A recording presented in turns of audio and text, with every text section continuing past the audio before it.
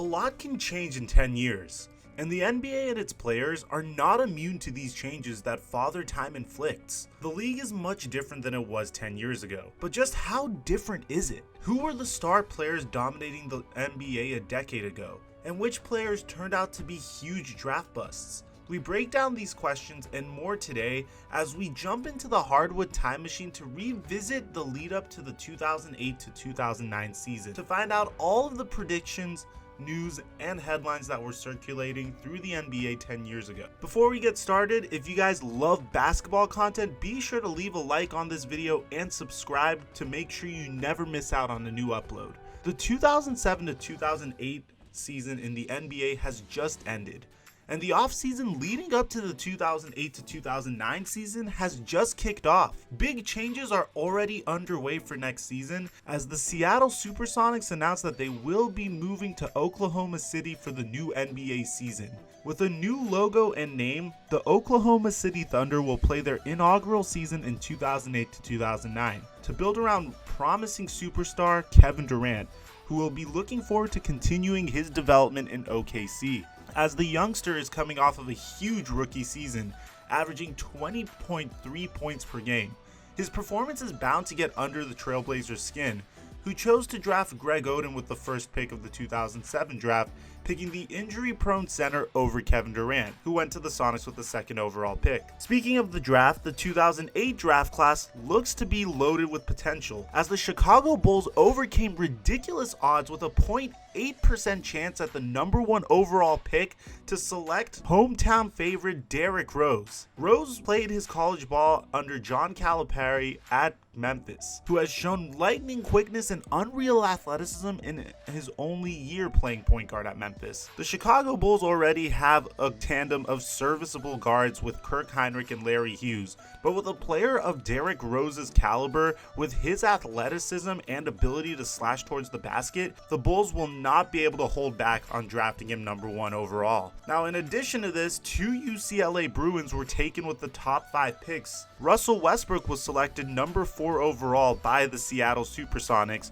and this was considered by many to be a reach. Westbrook is known for his high level of defense and is expected to get plenty of playing time at the point guard position with the developing Thunder. His teammate Kevin Love was taken by the Grizzlies with the 5th overall pick and was traded to the Timberwolves and is expected to make an immediate impact as he joins Al Jefferson in a strong front court in Minnesota.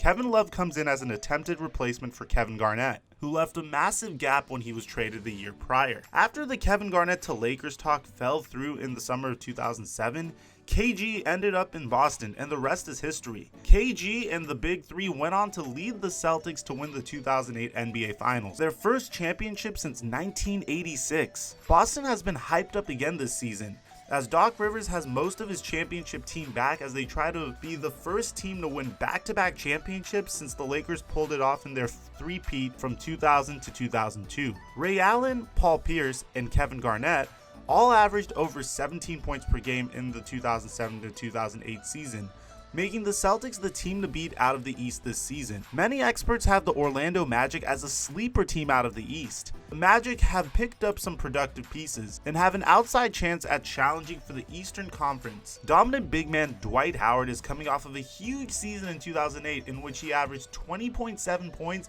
and 14.2 rebounds per game. Howard may look unstoppable this season, and he is not alone, as Orlando has assembled an exciting supporting cast that features Jameer Nelson, Hedo Turkoglu, and Rashard Lewis. Lewis is coming off of his best season as a pro, shooting 41% from 3 and scoring 18.2 points per game. Turkoglu has developed into a matchup nightmare for opponents as well, as he averaged 19.5 points per game and was shooting the 3 ball at an impressive 40% as well. This Magic team was slowly looking like a dangerous squad in the East, and this season they should do nothing but build upon that. But of course, when we're talking about the Eastern Conference, we have to talk about the King. LeBron James and the Cavs were able to take the Celtics to a Game 7 in the second round of the playoffs last season. It was clear that LeBron had reached a point in his career in which he no longer could be denied. After his explosive Eastern Conference semifinal performances against the Celtics in 2008, LeBron and his Cavaliers are near the top of everyone's preseason Eastern Conference power rankings. The Cavs roster is looking a little shallow heading into the new season. Cleveland's scoring took a hit when Larry Hughes left the team for Chicago in the offseason. The Cavs have failed to make any significant additions in the offseason, but superstar LeBron James may not need much help this season anyways, right? Out of the Western Conference, the Lakers are the favorites to do damage. In a poll that asked NBA GMs who they thought would win the NBA Finals in 2008 to 2009, a resounding 46.2% answered with the Los Angeles Lakers. Kobe Bryant was likely a huge factor in this voting, as the guard is coming off of his first MVP season in 2007 to 2008. The Mamba averaged 28.3 points, 6.3 rebounds, and 1.8 steals in the 2008 season, and has the potential to go off for 40 on any given night. The mid-season acquisition of Pau Gasol last year is set to pay dividends for LA as well. The big man averaged 18.8 points and 7.8 rebounds in just 27 games with the Lakers last season. Gasol could very well be the X factor for LA this season, as the Spaniard is the first bona fide center to play beside Kobe since Shaq departed the Lakers. Many fans and experts agree that this could be the year that we finally get a LeBron versus Kobe Bryant NBA Finals. Kobe Bryant is coming off of his first MVP season, and after leading his Lakers to the finals last season, eventually losing to the Boston Celtics. LeBron James has lived up to his impossible hype so far and had a monster year last season that saw him lead the league in scoring, averaging 30 points per game. The Lakers and Cavs were the best teams in their respective conferences last year, so a meeting in the finals this year would come as no surprise, and would be very welcomed by the fans. With LeBron being one of the hottest young players in the league, and Kobe Bryant already a proven elite scorer, the two players and their fan bases are dying to see these two juggernauts of basketball battle it out for a ring at the end of the season. There are a few sleepers in the Western Conference due to the overwhelming firepower of Kobe and the Lakers. The Phoenix Suns have been discussed as a team who could give the Lakers some problems in the 2008 to 2009 season. Suns forward Amari Stoudemire is coming off of a monster season, averaging 25 points and 9 rebounds per game, and will play with former MVP Steve Nash for yet another season. The duo have developed one of the most productive pick and roll games in the NBA, making them a tough matchup for any team.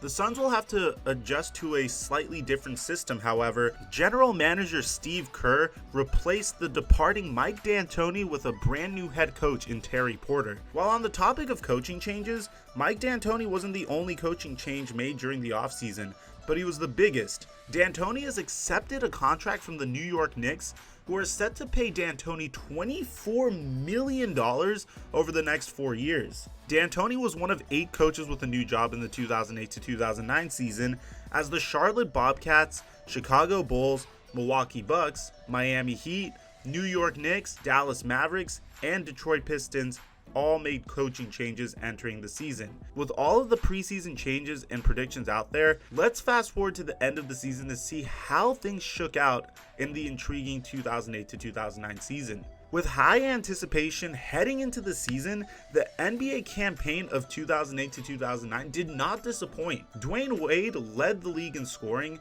averaging 30.2 points per game for the Miami Heat, beating out second place LeBron James and third place Kobe Bryant for the scoring title. Unfortunately, Michael Beasley, the number 2 overall pick in the NBA draft made by the Miami Heat, did not seem to live up to expectations. Coming out of college, Beasley looked like a monster in Kansas State, but in the NBA, it may seem like it's going to take him some time to fulfill that billing of being the next coming of Kevin Durant. Dwight Howard had his way at the center position yet again this season. The big man led the league in rebounding, grabbing 13.8 boards a game.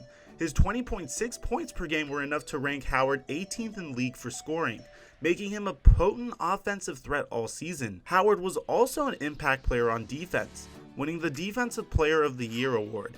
Howard's 2.9 blocks per game led the league, as his performance put the Magic in excellent position heading into the postseason. Second-year forward Kevin Durant looks like the real deal in OKC.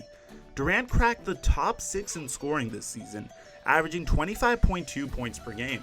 The sky's the limit for this kid, as he has adjusted to the league quicker than anyone had anticipated. The Thunder were only able to collect 23 wins this season, but don't let that number fool you.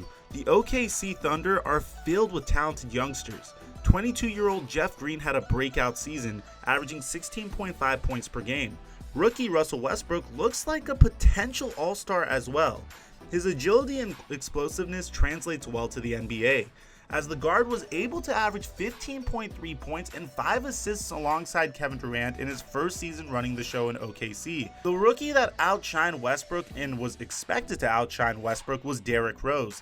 The Rookie of the Year averaged 16.8 points and 6.3 assists per game. His speed and athleticism was on a different level this season, enough to lead the Chicago Bulls to an 8th seed in the Eastern Conference, where they met with the Boston Celtics for one of the most electric series we have ever seen. And after taking Chicago to a 41-41 regular season record, this is only the beginning for Derrick Rose.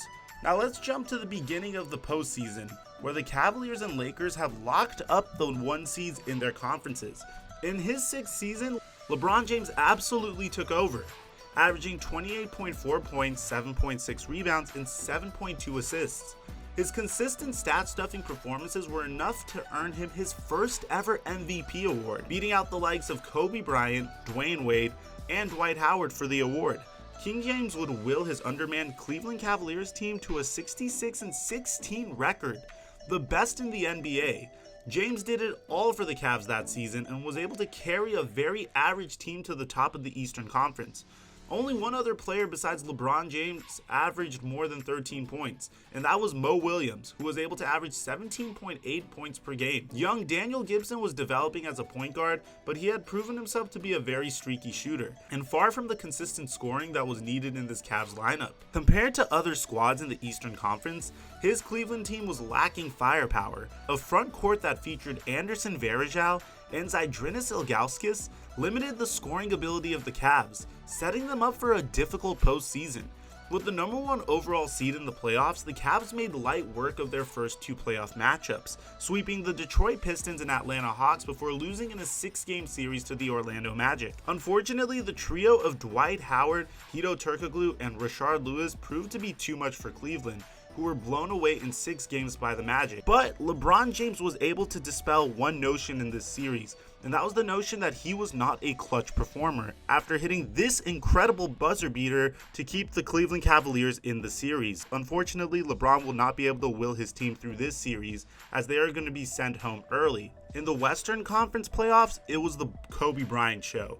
The 30-year-old Kobe Bryant was in prime Mamba mode, averaging 30.2 points and 5.5 assists on their way to a finals appearance. The Lakers were able to dispatch the Utah Jazz and Houston Rockets before their incredible Western Conference battle with Chauncey Billups, Carmelo Anthony, and the Denver Nuggets. It took the Lakers just 6 games to knock out the Nuggets, setting up a Magic versus Lakers NBA Finals matchup. As expected, the Kobe show did not slow down against the Magic. Kobe scored 40 points and had 8 rebounds and 8 assists in Game 1.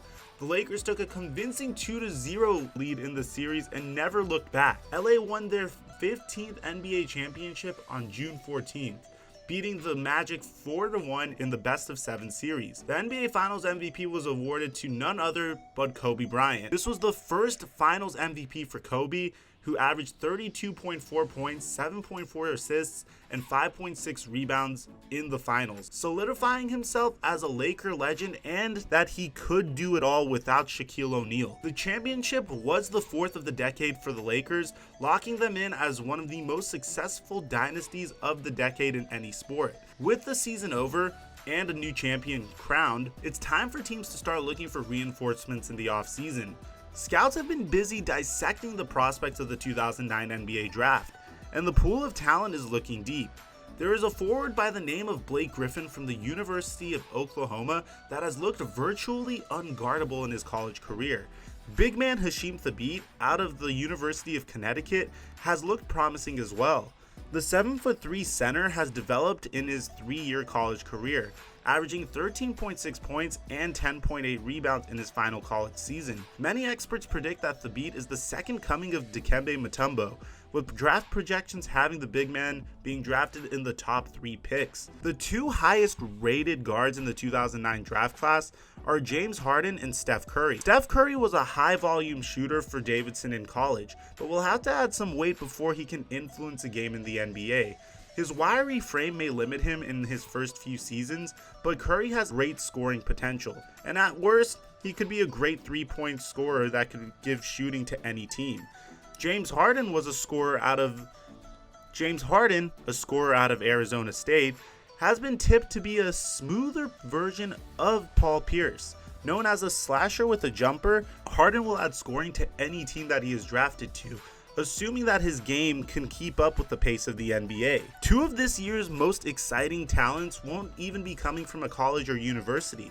Instead, Brandon Jennings and Ricky Rubio will be drafted based on their experience playing overseas. European talent Ricky Rubio has caught the attention of a number of teams. Still considered as a raw talent, Rubio has shown flashes of brilliance in the EuroLeague and has been projected as a top 10 pick in the 2009 draft. At just 19 years old, the 6'4" point guard has been tipped as one for the future. His smooth style, incredible court vision, and quick hands has him in the top 10 of nearly all mock draft boards.